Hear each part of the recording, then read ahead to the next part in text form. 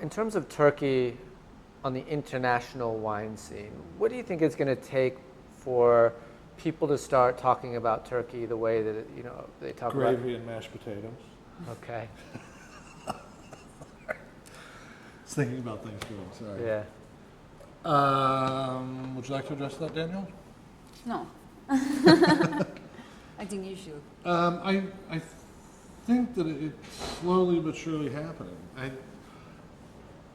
Wine quality is number one, right? It is. It's just number one.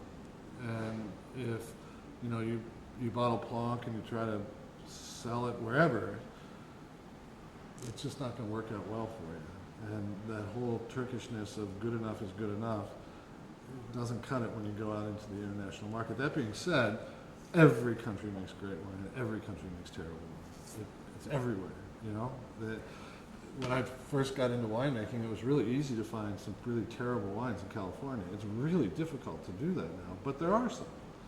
And this is a really advanced viticulture and winemaking area. Same thing in Australia, certainly in France and in Spain and Italy. So Turkey's kind of slowly getting there. What I think is always curious when I'm out internationally doing tastings with these wines, it's not so much that Turkey has a perception of good or bad. It's Turkey has no perception. It's just not on that map.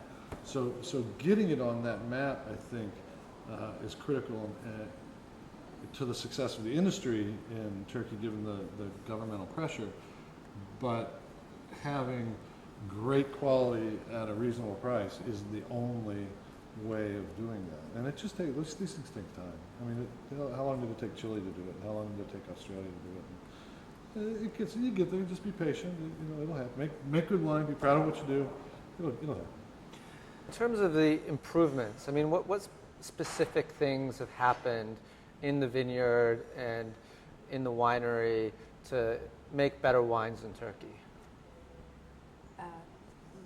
The previous years, 10 years before, the growers doesn't have that much knowledge, in villages about the wine vineyards.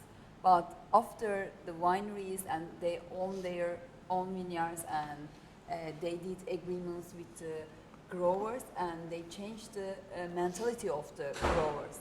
They care about their vineyards a lot. They spend time, they spend money for their grapes. So I think after that, the quality of the grapes are, the training systems, trellis and all, they pay money for that. But normally it's like, as Daniel told us, like the grapes, when they reach the soil, they think that the wine is good, but their mentality changed.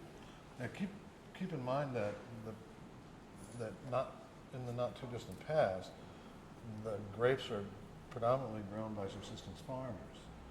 And so a guy might have a half a hectare and 10 goats and 20 sheep, and that's his livelihood.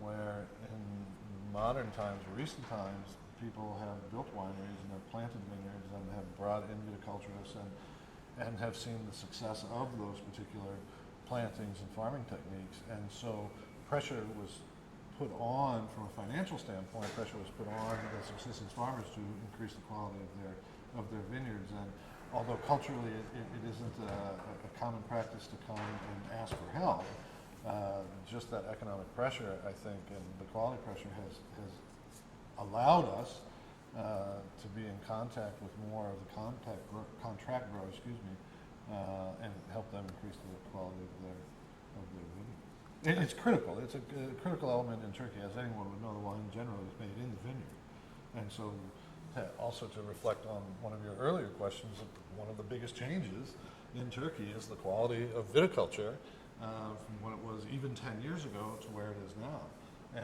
And there are some quite energetic, very bright, enthusiastic young folks that now are getting interested in not only wine but viticulture, where in the past it was, it was shunned upon. When you take your college entrance exam, for instance, in Turkey, the absolute lowest scores, those are the people who go to agricultural university. And so there's no value placed on that knowledge.